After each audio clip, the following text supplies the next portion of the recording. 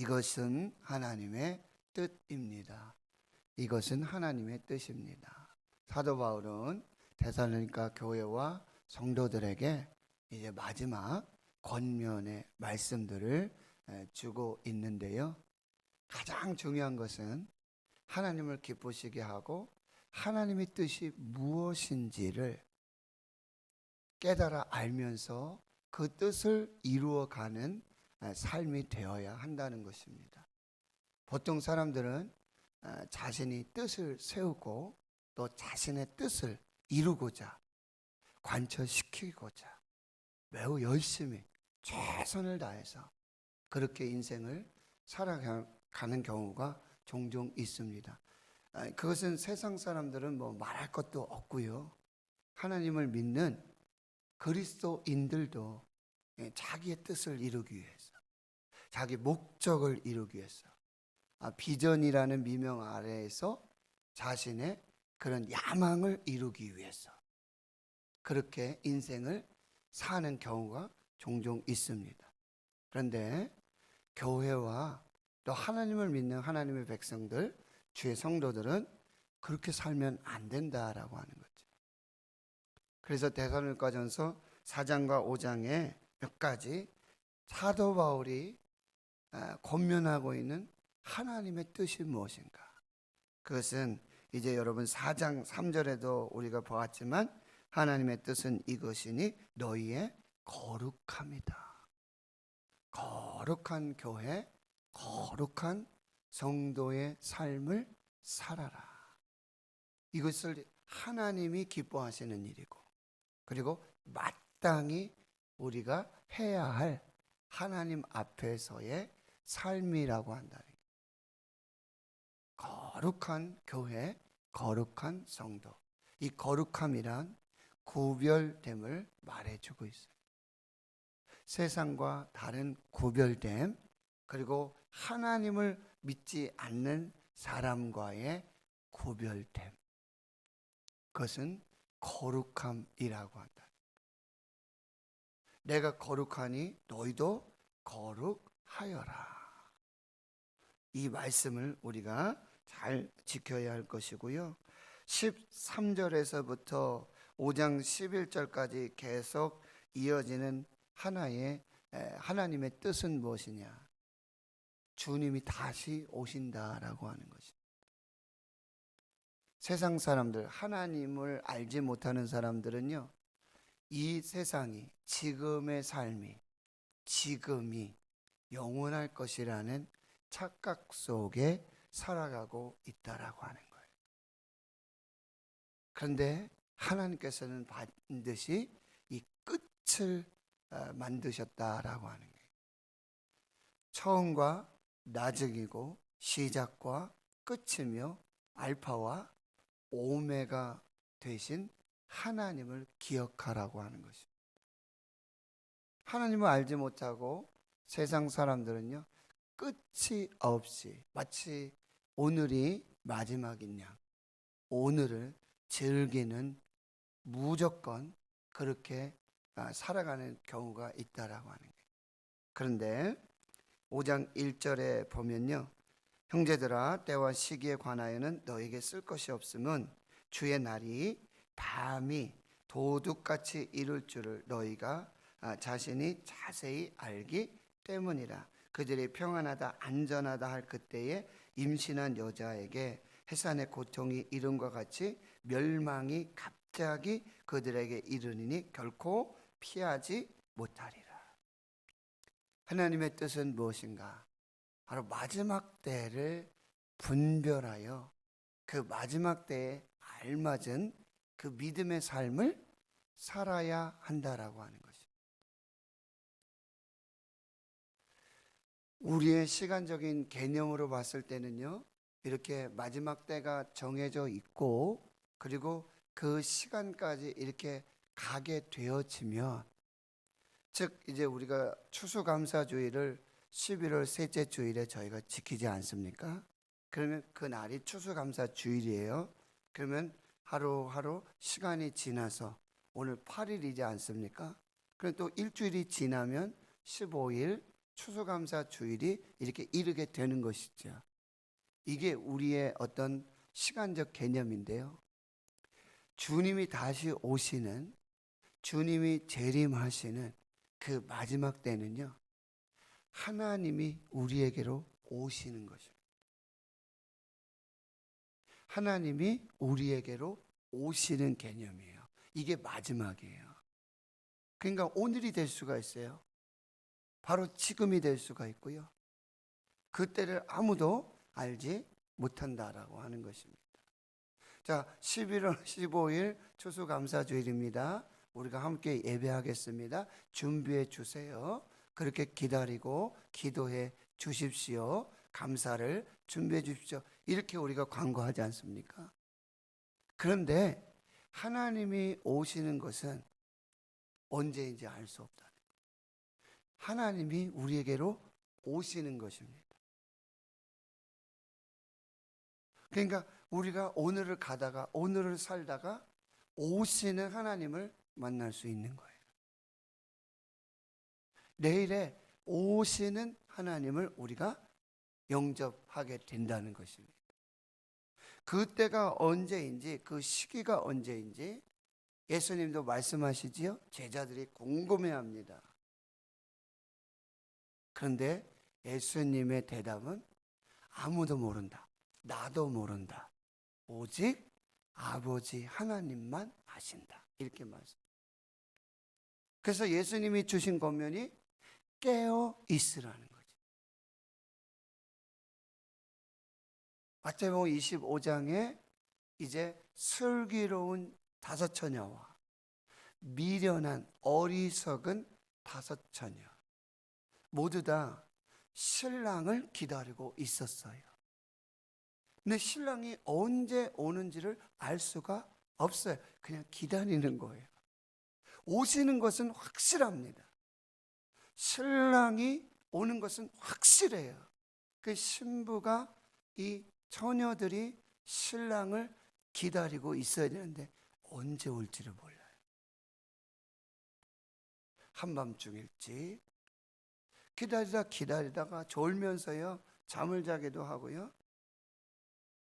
그런데 이 슬기로운 준비와 미련한 준비의 결정적인 차이점이 등불을 들고 있었지만 기름을 준비하지 않았다는 거죠. 기름이 다 떨어져 가요. 신랑은 아직 오지 않았어요. 기름 좀 빌려달라고 그래요. 안 되겠다고. 내 쓸 것도 모자랄 것 같다고. 그런데 기름을 사러 간 그 사이에 신랑이 오시고 문이 닫히고 때와 시기를 우리가 알 수 없다. 그래서 우리는 준비하고 있어야 합니다. 기다리고 있어야 한다. 가장 중요한 핵심은 깨어 있어야 한다.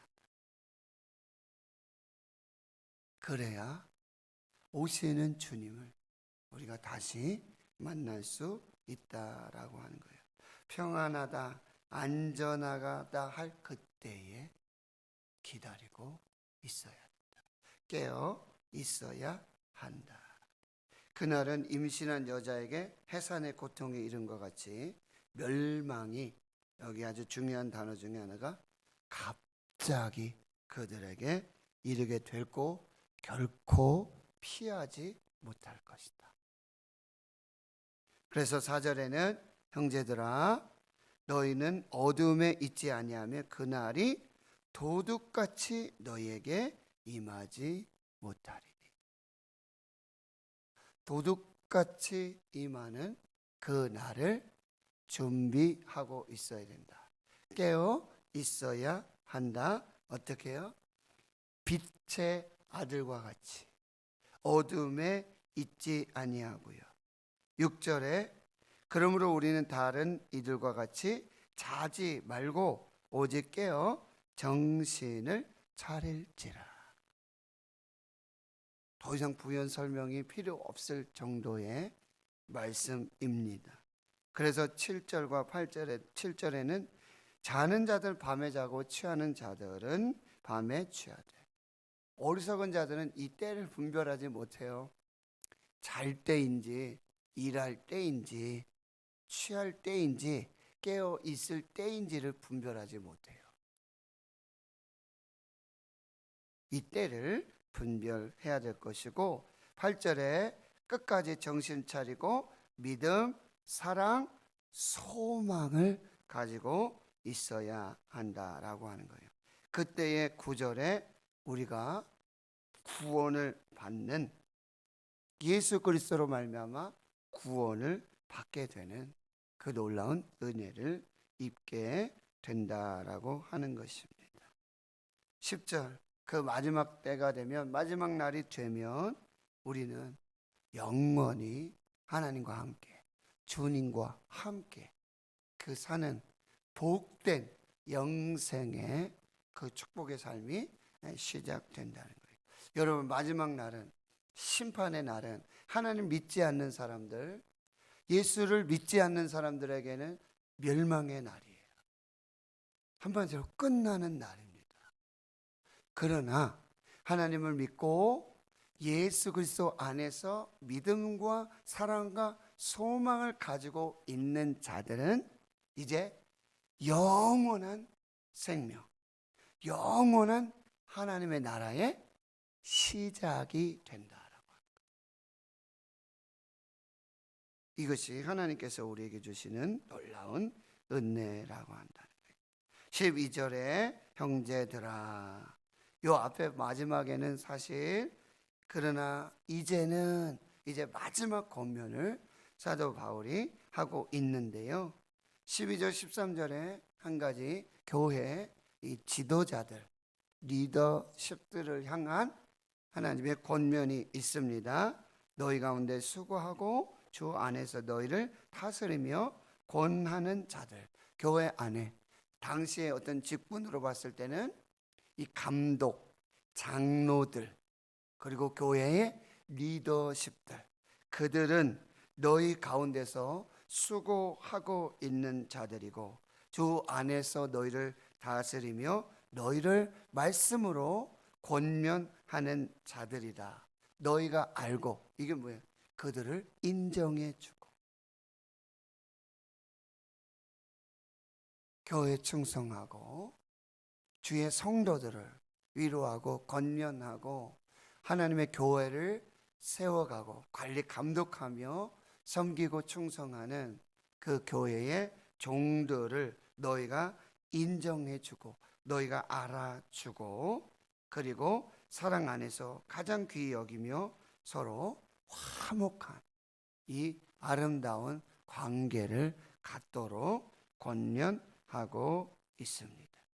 또 14절에는 이제 네 가지 어떤 예배 삶 속에서, 교회 신앙의 삶 속에서 다시 권면을 하고 있는데요, 게으른 자들을 권계하라. 게으른 자들, 영적으로도 게으른 자들이 있어요. 육신으로도 게으른 자들이 있어요. 그들에게는 권계해 주어야 한다라고 하는 거예요. 그 게으름을 깨우치고 그 게으름을 버릴 수 있도록 권계하고요. 그 다음에 두 번째는 마음이 약한 자들을 격려하라.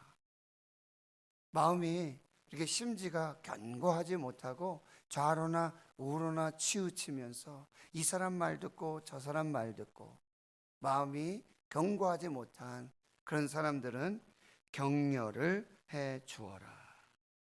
또 힘이 없는 자들은 붙들어 주어라. 교회 안에 약한 자들이 있습니다. 지극히 작은 자들이 있습니다. 그들은 붙들어 주어야 돼요. 여러분, 나무를 심고, 식목일 행사 중에 아주 중요한 것 중에 하나가 나무를 심고는요, 이렇게 흔들어 주어서 뿌리가 잘 내리도록 하고 이게 부목을 대줍니다. 그래서 바람이나 이런 여러 곳에 흔들리지 않도록, 그래서 뿌리를 잘 내리도록 이 힘이 없는 약한 자들은 옆에서 마치 부목이 되는 것처럼 이렇게 지지를 해주고 붙들어주는 그런 신앙의 삶을 살아야 한다라고. 마지막 네 번째는 모든 사람에 대해서 오래 참으라. 한 목사님이 사랑은 오래 참고 설교를 하시는데 언제까지 참아야 될까요? 오래 참는 것이 도대체 기준이 무엇입니까? 하시면서 그렇게 말씀하시더라고요. 참고 또 참고 도저히 참을 수 없을 때까지, 내가 마지막까지 참았다 싶을 때 그것을 넘어서도 참는 것, 그것이 오래 참는 것이다. 사랑은 그런 것이다. 여러분 한 번쯤 경험해 보셨죠? 참다 못해서 화를 내기도 하고 이걸 바로 잡아야겠다, 이렇게 해야 되겠다 하는데, 사랑은 오래 참고 또 참고 기다려주고 또 견디고 참을 수 없을 때까지, 내가 정말 오래 참았다, 그 시간까지 오래 참아주는 것, 그것이 진짜 참아주는 것입니다. 이렇게 설교하시더라고요. 우리가 참지 못할 일들이 종종 있습니다. 그때에도 오래 참으시. 그 기준은 하나예요. 예수님이시. 히브리서의 말씀, 십자가를 참으사. 십자가를 참으사. 우리가 참는 것이 예수님의 그 십자가를 참는 것에 비할 수 없겠죠. 십자가를 참으신 예수. 마지막, 이제는 상가 누가 누구에게든지 악으로 악을 갚지 말게 하고 서로 대하든지 모든 사람을 대하든지 항상 선을 따르라. 오래 참고 그리고 악에게 지지 말고 선을 따르는데 또 뭐요? 항상이라는 단어.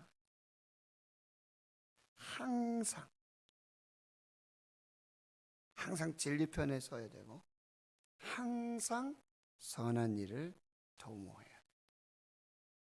한결같이 변함없이 하나님 앞에서 선을 따라야 한다.